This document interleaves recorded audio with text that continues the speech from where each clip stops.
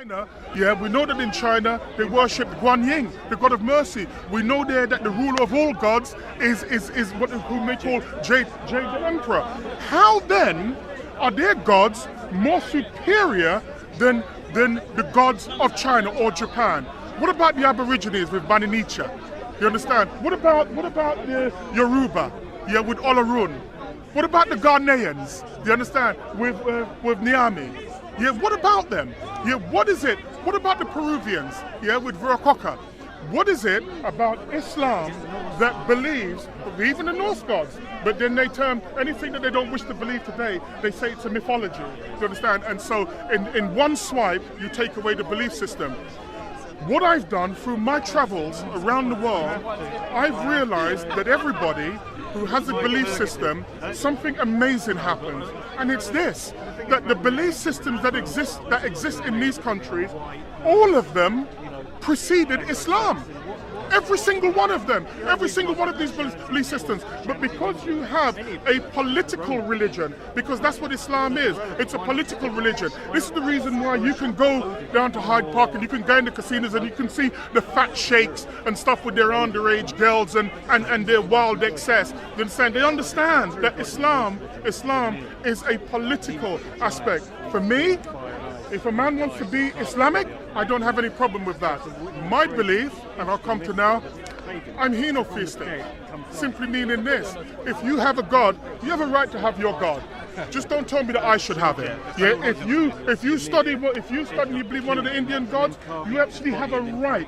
I don't have a right to tell you that you shouldn't have that belief. There is only one religion that exists in this world today that says that whatever religion you have is not good enough. And then when I point out to him, did you hear what that Muslim guy said? Oh, you're just pressing repeat. I'm asking you, let's look on the micro level. If I was to meet, I'm married by the way, but if I was to meet a girl today, and I wasn't married, but I will remain married, I have to say that just in case my wife's listening, and I met a woman today, and when I met a woman today, and I met her at the bar, and I said, oh, I'm just going to the bathroom. I didn't come back from the bathroom. She doesn't know me. Where have you been? I go, Jesus Christ. That's not someone that I'm going to stay with because it started badly, and the thing is, why take the chance? I'm not going to stay with it. But then you look at a religion, you think about this, that they make claims that no other religion makes. They say that their religion is built, they said it is perfect. How many times have you been in Hyde Park and they say, get one scholar, one scientist who can challenge one word of scripture? How many times? How many times? It's nonsensical. Yeah, it's nonsensical. And I'm going to tell you why. Two things. Look at the origin of the religion, which they say is a peaceful religion. Look at the origins of it. When I mentioned about the caliphs, no Muslim wants to hear about the caliphs. They hate it. Do you know the reason why? Because just like meeting a girl for the first time who's horrendous and you want nothing to do with it, if you understand Islam and its origins, you will not have anything to do with it. Because if you say that Prophet Muhammad was perfect and he lived a perfect life, and he claimed that he got scriptures over a 23-year period in an area which was polytheistic, yeah, which took their teachings from Islam, from Judaism, from Christianity, from polytheism, and a whole range of Iranian religions. You know that over that 23-year period, they made up these religions. It was a trading port. The Kaaba, which all Muslim thinks is so holy, they had 360 gods which they worship there. And so when you say to a Muslim, well, hold on a minute, you say that your religion is perfect? Well, who was the baton passed to? Allegedly, Abu Bakr. He lived for 2 years. He was a warlord, yeah, just like Muhammad. And they say, well, Muhammad, you know, he was chased from his home and so on and so forth. Let me tell you this. Read up on Islamic history. One of the reasons why a lot of people lose when they debate the Muslims because they don't understand the chronology of Islam. So when you say to them, who was Umar? And you say was the second caliph. He was murdered. Ask them how he was murdered and who by. From the religion of peace. And then you had the third caliph. It was Uthman. You understand? Ask them how Uthman was murdered. In fact, go back to Umar and say, how was it that they managed to conquer so much land with their murdering hordes and then imposing two taxes? One, the jizya on the non-believers. You understand? The other one is, I think it's Karaj, I can't pronounce it properly. But what people did, because they realized that if they converted to Islam, they wouldn't pay the tax. People are like, bollocks for that, I'm gonna convert to Islam. This is not an argument. I've sat down with their best imams, and they've not been able to contradict what I've said. This was Umar who brought this in. What was Umar's punishment? He was murdered. I'm not going to tell you who by. Look it up for yourself. Who was the third caliph of Islam? There were 5 major ones, and after 5 they thought, we're not going to go ahead with this any longer. They then brought in Uthman, do you understand? More murderous than Umar. How did he meet his end? Do you understand? How? He was murdered. Then they brought in Ali. Ali believed that he should have been the first caliph. And if you read the final sermon, by Muhammad, sallallahu alaihi wasallam, you read that and it is clear that it should have been Ali. Do you understand? You say that amongst Muslims, that's shirk, that's disbelief. Ali, amongst these murderers is prostrate, is the fourth caliph. The fourth caliph. He is prostrate. The followers of Islam murdered him whilst he was in prayer. Do you understand? And then they brought in Mutawahid, who was the 5th caliph. I'm asking you, remember what I said, if you meet a girl and she's a bit dodgy, and why would I stay with you? You have a religion, that was started in ignorance, bloodshed, and murder. And today you want to bring that to 2016 and give me the new, unbridled, varnished version of that religion for me to believe? No way. I'm henotheistic. Believe what you want to believe. I don't believe it. Islam has no solid foundation. Pardon? It has no solid foundation. Listen, let me just say to you, if you look, trust me, leave religion for a moment and look at politics. And look at the politics of Arabia at that time. There was no such thing as Saudi Arabia, by the way. That came about in 1932 with the gangster Al Saud family.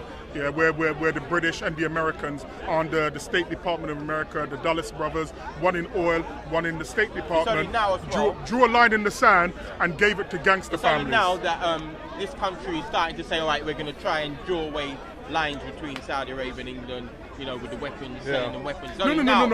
That's talking more on the media I'm on about. More on the radio. Well, that's because of 9/11. There is no media. There is no media. There are only 6 corporations in this world, that own over 7,500 corporations. They get their messages centrally and then they disseminate those messages. You understand? Let me tell you the very strange thing. You remember I spoke to you about politics earlier on? Saudi Arabia's #1 ally in the Middle East is who? Israel. Thank you very much. Now, you're talking about the house, people who say they have the lineage of Muhammad sallallahu alaihi wasallam, and their #1 partner in the Middle East, is who? Who are Saudi Arabia bombing today? Because remember I told you it's political. They're bombing Yemen today. Right. And when did that start?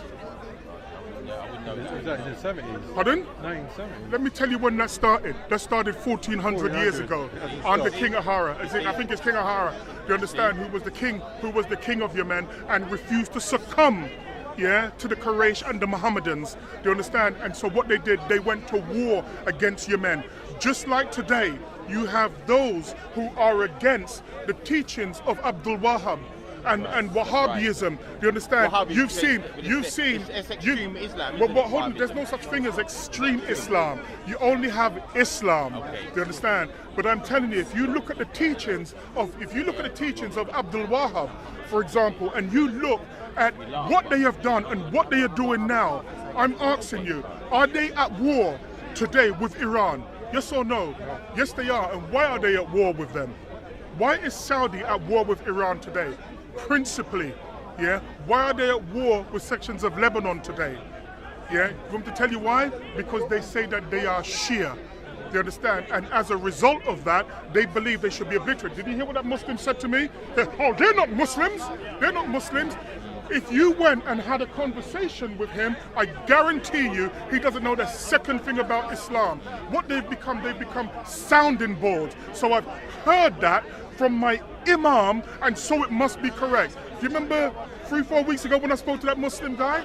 Yes. And he told me He's over there, actually. He thought he was speaking to an idiot. And when I said to him, what do you remember what I said? He said, brother, you don't know what you're talking about. Oh, the black guy, yeah. And he said to me, well, I'm going to go and find out and come back in 3 weeks. I said, brother, you're an idiot. Yeah, you've come down here proselytizing. You're telling me what this belief system is. You've spoken something that I've told you is a lie. You understand? And he couldn't. And what did he do? I'll come back in 3 weeks. You understand? But if you look at the cultural appropriation of him, he has the beard, he has the headscarf on, he loves ISIS. I'm telling you now, if I was British intelligence, I'd be watching him. You understand? I'm telling you that. Who were his complexion in Libya, he had never heard of it. I said, you've never heard of the Tuareg? I said, in Libya, they cleaned out cities of black men who looked just like you. And what did they do? Didn't believe me, I had to post it online. And what did that man, I've forgotten his name, in Libya, when they said to him that you're dealing in genocide, he said, I am happy to use that word. That's what he said. I'm happy to use that word. And so this man became Muslim, yeah, and at the same time jettisoned his nature as a black man. Do you understand? And then here's the bait and switch. When you speak to most Muslims now, if you mention anything that black people went through, they say, well, you know, Prophet Muhammad said that there's no difference between Listen, keep that. Yeah, it's an absolute lie. If they're going to say that, do you know what I will quote? I will quote the 1976 Race Relations Act. You understand? That was brought in under Labour. You understand? Because they brought that act in order to civilize white people and told them to treat black people halfway decent. The fact that they have that law does not mean that we've been treated well. And the fact that they say that Prophet Muhammad said that there is no difference between the colors doesn't mean that Muslims, so-called light-skinned Muslims, treat you well. Because the evidence, both anecdotal and empirical, is that they treat us like fourth-class citizens. You can see it here when you have a dark-skinned man like myself, or if you look at Sarah, or is it Gary, or one of them. Anytime you watch YouTube, anytime you hear these guys speak, and you look at the baying pack around them, and it's almost like, how dare this nigger? How dare? Where we come from, people who are our complexion are silent. Do you understand? Because they're happy to have us in that position. They want us to have their names, their language, their culture, their interpretation of religion. They want to have the cultural appropriation. Do you understand? So we become like them. So but you stand up. If you stand up and you say, well, I don't believe what you believe, and I can tell you that your belief is rooted in superstition. Yeah. If you understand that if you deal with these people and you come out with a concept which is not their concept, a belief which is not rooted in their belief, an understanding which is not rooted in their understanding and a wisdom that they haven't given you, all of a sudden you're a troublemaker and you're talking shite and we don't want to listen to you. I don't believe what they believe, and I tell you this, most of them don't really believe what they believe. Their belief, mostly is geostrategic. Do you understand? And that's the reason why if you put them in Colombia, do you understand, they would be Catholics. Right. Well done, brother. There you have it. Very good.